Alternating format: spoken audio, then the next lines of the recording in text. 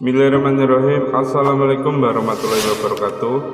Pemirsa yang dirahmati Allah, marilah kita simak ceramah dari Buya Syakur Yasin dengan tema Tawakal adalah kunci keberhasilan yang dilupakan. Sebelumnya marilah kita bersolawat terlebih dahulu. Allahumma sholli ala Sayyidina Muhammad wa ala ali Sayyidina Muhammad. Marilah kita doakan semoga almarhum Buya Syakur Yasin diberikan tempat terbaik di sisi Allah Subhanahu wa Ta'ala. Amin ya rabbal alamin. Assalamualaikum warahmatullahi wabarakatuh. Begini, tawakal ini bukan pilihan. Kita bukan disuruh memilih, tetapi ini perintah Allah. Wa 'alallah falyatawakkalul mu'minun. Falyatawakkalul mu'minun dan wa 'alallahi falyatawakkalul mu'minun sampai innallaha yuhibbul mutawakkilin. Kalau perintah itu kan berarti disuruh dan wajib, seperti aqimus shalah, seperti wa atuz zakah. Ya ini memang kita sendiri sebetulnya dalam beragama ini kelihatannya masih ada sebagian dipercaya, sebagian tidak. Yu'minuna bi ba'din wa yakfuruna bi ba'd. Sebagian percaya, sebagian tidak. Jadi masih belum percaya seluruhnya.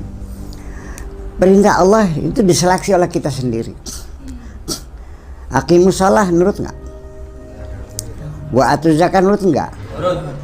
Wa tasimu bihablillah nurut nggak? Tergantung dengan siapa. Itulah. Wala tafarraqu nurut nggak?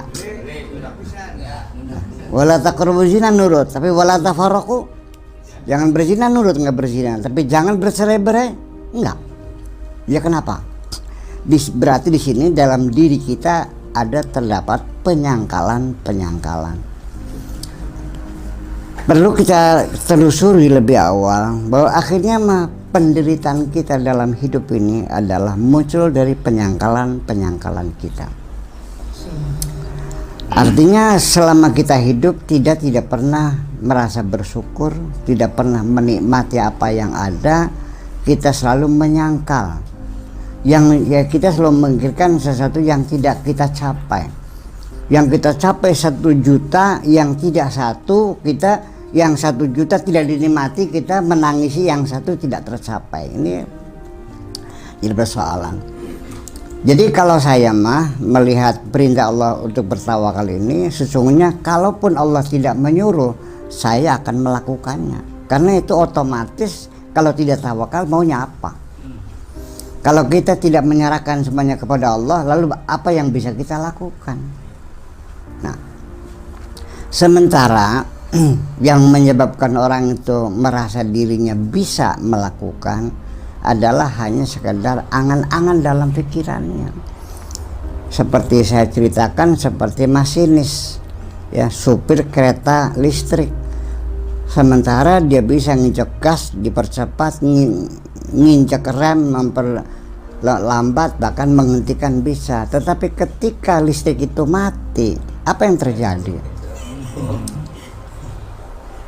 Bisa diinjak gasnya, bisa cepat? Nggak bisa. Nah, orang juga sama ketika sudah kena stroke. Dulu pernah ngancam mau mukul saya bilang silakan pukul, nggak bisa. Kenapa? Ya nggak bisa. Dulu bisa nggak? Dulu nggak bisa. Sekarang bisa. Jadi yang aslinya Anda itu bisa atau tidak sebetulnya? Ini. Makanya setelah awalnya adalah la haula wala quwata illa billah. Aku tidak punya apa-apa, tidak bisa apa-apa. Itu setelah awalnya. Dan kalau kita tidak menyerahkan diri kepada Allah, terserah yang Allah lakukan, ini satu hal yang sesungguhnya yang irasional semuanya.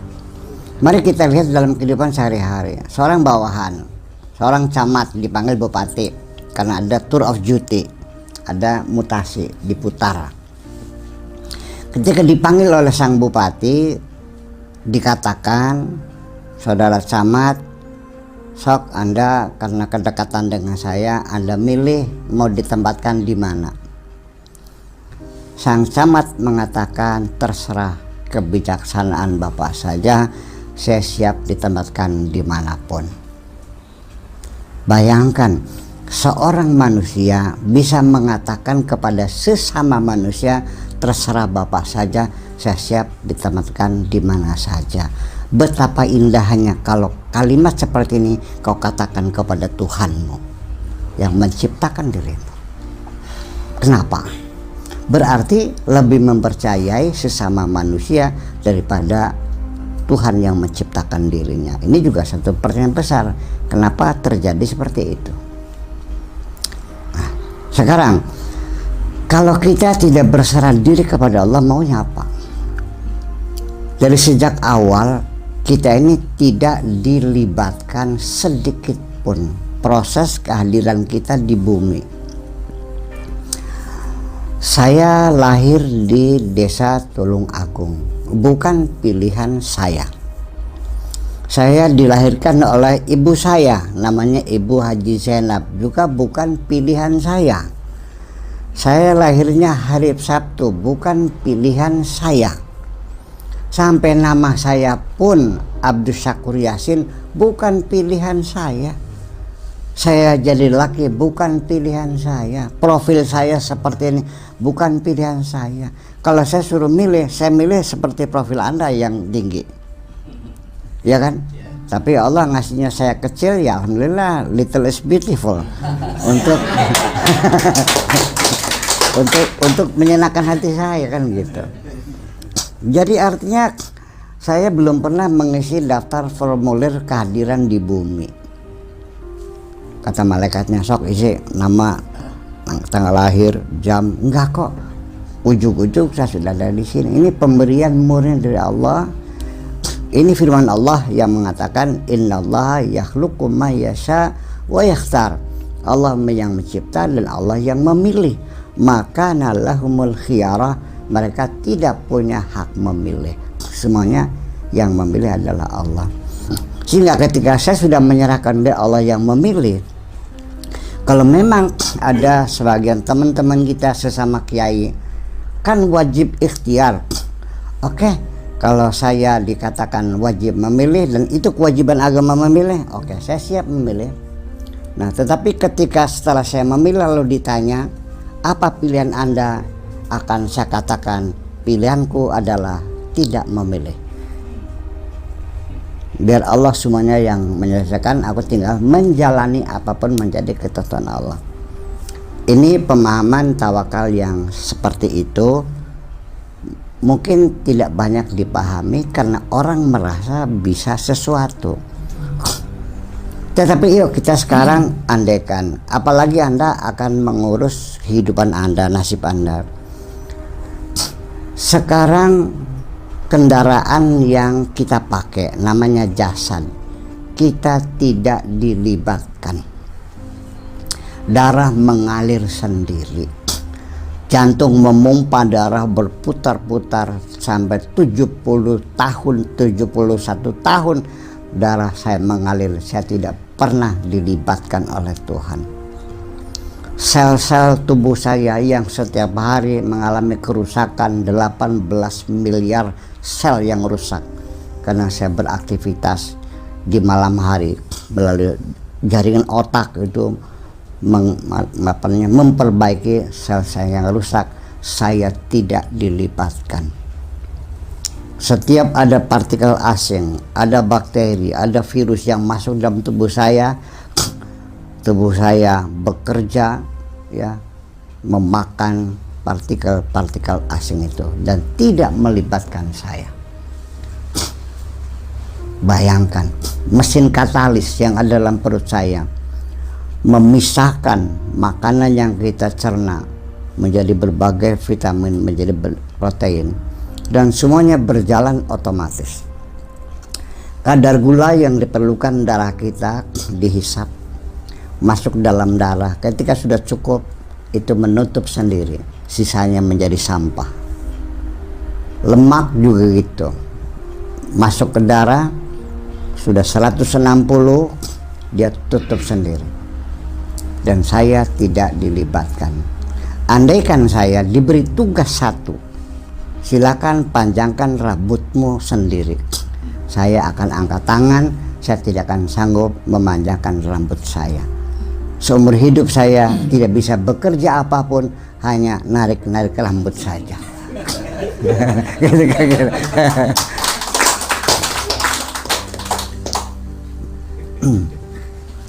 Lalu yang jadi persoalan di mana? Yang menjadi tanda tanya kenapa tawakal ini belum bisa diterima oleh kalangan milenial gitu. Gimana? Karena bagi milenial kan banyak didoktrin bahwa hidup adalah pilihan, beda. Ya. Hidup adalah pilihan dan sangat cocok bagi mereka karena memang generasi milenial ini kan generasi yang lagi sangat produktif, lagi produktifnya. Nah, ketika kita didoktrin hidup adalah pilihan and the choice is yours dan pilihan ada di tangan Anda, nah, tiba-tiba kita tadi bahwa kita tidak diberikan peran untuk memilih. Nah, bagaimana ini kita mensinkronkan dengan semangat milenial yang seperti itu? Memang persoalan ini artinya dialog pemikiran ini sudah berlangsung sejak abad ke-3, abad ke-4 Hijriah di tangan Khalifah Ma'mun di Abbasiyah. Itu sangat mendukung sekali kelompok rasionalis yang disebut dengan Mu'tazilah, yang selalu semuanya serba rasional. Memang dengan adanya kelompok rasional Mu'tazilah ini umat Islam bisa menyumbangkan ilmu pengetahuan kepada dunia seperti Al-Khwarizmi, seperti Al-Jabar, seperti Ibnu Sina, seperti yang lain-lainnya dalam bidang astronomi, di bidang meteorologi, bidang kedokteran, luar biasa. Tetapi kemudian begitu Khalifah Ma'mun meninggal dunia diganti Al-Mutawakkil, ini kelompok rasionalis ditindas ya, sampai korbannya 15.000 itu mati dibantai, tuduhan zindik atau mengingkari Tuhan, sehingga ilmu filsafat menjadi diharamkan. Ini masalah politis. Nah, itulah sampai sekarang kita dalam keadaan terkapar dan Mu'tazilah menjadi momok. Tapi sesungguhnya pikiran Mu'tazilah bersemi dalam pikiran umat Islam di dunia ini sebetulnya. Mari kita dengarkan Mubalik ketika ceramah di mimbar dengan gagahnya mengatakan dari terjemahan firman Tuhan, Innallaha la yughayyiru ma biqaumin hatta yughayyiru ma bi anfusihim. Sesungguhnya Allah tidak akan merubah nasib suatu bangsa kecuali bangsa itu merubah nasibnya sendiri. Ini kan pikiran Mu'tazilah. Kita yang merubah, bukan Allah. Allah mah ikut saja. Allah tidak akan merubah nasib suatu bangsa kecuali bangsa itu merubah nasibnya sendiri. Yang jadi pertanyaan, yang jadi Tuhan siapa? Kamu atau Allah? Allah ikut saja terhadap kita. Kitanya robah, Allah robah. Kita tidak, Allah. Jadi yang ngintil siapa? Ini kan Mu'tazilah sebetulnya. Padahal kalau itu diterjemahkan secara jujur, Allah tidak akan merubah nafsu suatu bangsa. Sekalipun bangsa itu ingin merubahnya, tetap tidak.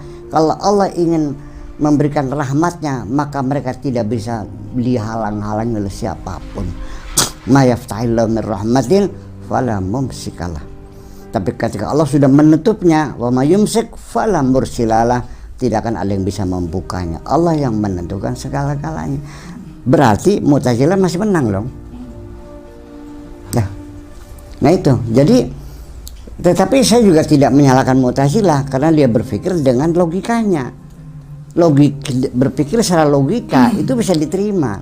Begini kata Mu'tazilah, kalau semua nasib kita, keimanan kita, kesehatan, jodoh, mati, semuanya di tangan Allah semua, termasuk iman dan kekufuran kita Allah menentukan, apa artinya Allah menyuruh kita beriman? Kalau Allah menyuruh kita berbuat baik tapi Allah menentukan kita berbuat jahat, lalu di mana letaknya? Logika yang berbicara nggak bisa ditolak. Ya, mereka mengatakan kezaliman perintah itu kalau tidak difasilitasi, kalau tidak diberikan kebebasan. Kita mengikat tangan orang dan mengikat kaki orang, lalu kita lemparkan ke tengah lautan, lalu kita perintahkan jangan tenggelam. Itu logis sekali. Itu adalah teori Tapi praktek sehari-harinya tidak demikian, bahwa kita dalam ketidakmampuan ini. Jadi kenapa Anda menyadari Anda mampu? Dari mana datangnya? Itu sebetulnya hukum kausalita yang tidak jelas. Dikiranya kausalita, tapi itu tidak jelas. Setiap orang kaya, seperti Haji Sarmun namanya, ketika saya tanya dari mana Anda mendapatkan, ada Haji Sarmun ya, punya sawah sampai 80 hektar. Dia katakan ini adalah bukan hasil korupsi, ini bukan pemberian siapapun, ini hasil jerih payah saya, banting tulang, peras keringat, siang jadi malam, malam jadi kepala, jadi kaki, kaki jadi peras keringat, banting tulang. Ini hasil jerih payah. Oke, itu jawaban semua begitu. Lalu saya tanya, apa betul antara kekayaanmu dan keringatmu itu ada hukum kausalita? Ternyata nggak jelas. Kalau iya memang karena keringatmu itu jadi kaya, akan saya adukan ke Mahkamah Konstitusi. Kenapa tukang nyekop pasir yang ada di Kertas Maya yang berkeringat-keringat tiap hari, kenapa nggak kaya? Ada nggak orang yang rajin bekerja tapi miskin terus? Ada nggak orang yang santai-santai saja tapi kaya? Jadi ada hubungan nggak antara keringat dan kekayaan? Kita dibohongi oleh logika kita sendiri. Jadi artinya bahwa itulah bahwa realita seperti ini, teori seperti itu. Jadi sekarang kita padukan. Lalu apa untungnya kalau kita begitu menyerahkan kepada Allah? Begini persoalannya. Dengan adanya tawakal itu adalah kita menaruh mobil, ya kan gitu, di dalam garasi. Mobilnya dikunci, kuncinya kita simpan. Mobilnya di garasi, garasinya kita kunci. Garasinya dalam rumah, rumahnya dikunci. Rumahnya di pagar, pagarnya dikunci. Kita sudah tawakal tuh Allah, kita tidur nyenyak. Ketika pagi mobilnya hilang, kita tidak salah karena kita sudah melakukan upaya. Tetapi mobil itu ya akan hilang bagaimanapun juga. Berbeda dengan halnya kita naruh mobil di pinggir jalan, kuncinya masih digantung. Lalu kita tawakal, ya bukan itu tawakal itu. Itu persoalannya. Jadi tawakal itu adalah begini, orang yang tawakal itu adalah bukan orang yang tidak bekerja keras, tetapi orang yang tidak pernah berputus asa ketika menghadapi kegagalan yang berulang-ulang. Nah, jadi kesimpulannya orang yang tawakal itu kalau dia berhasil, dia tidak lupa diri. Ketika dia gagal, dia tidak gantung diri. Dan tidak pernah menderita. Di penghujungnya kalau gagal ya udah, barangkali Allah belum berkehendak. Nah, itu persoalannya. Jadi artinya akan menjadi faktor psikologis penentu akan kedamaian dan kenyamanan hidup kita. Karena kita menyangkal, kenapa ujung-ujungnya menyalahkan orang lain segala macam, kita menjadi menderita, sengsara, sedih, kecewa. Disuruh siapa kamu kecewa? Ya, bahwa kesedihan kamu, kekecewaan kamu dalam hidup ini yang terus menyiksa dirimu, kenapa tidak serahkan saja? Ya sudah, barangkali ini Allah belum mengizinkan. Dan ini kan kita sering mengatakan bahwa sebetulnya letak kesalahan kita kan begini, bahwa apa saja itu terjadi sampai hal-hal yang kita duga mustahil, ternyata siapa yang bisa melakukannya adalah mereka yang tidak pernah berhenti untuk mencoba terhadap apapun yang dibilang orang namanya mustahil. Semuanya bisa terjadi. Itulah makanya dengan tawakal itu sendiri sebenarnya akan membangun semangat kita berusaha yang tidak berputus asa, gagal berulang-ulang, tidak pernah berputus asa.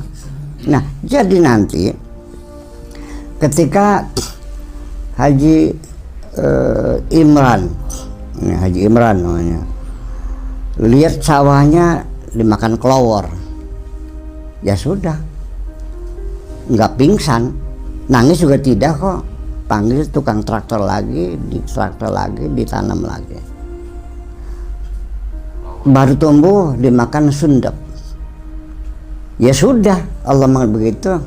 Tugas kita hanya ini, ditanam lagi, kena bereng, ditanam lagi, makan keong mas, tanam lagi, habis kena tikus, tanam lagi, nggak ada air, sampai akhirnya habis hartanya semuanya dan dia meninggal dunia, hanya tinggal pakai kolor saja.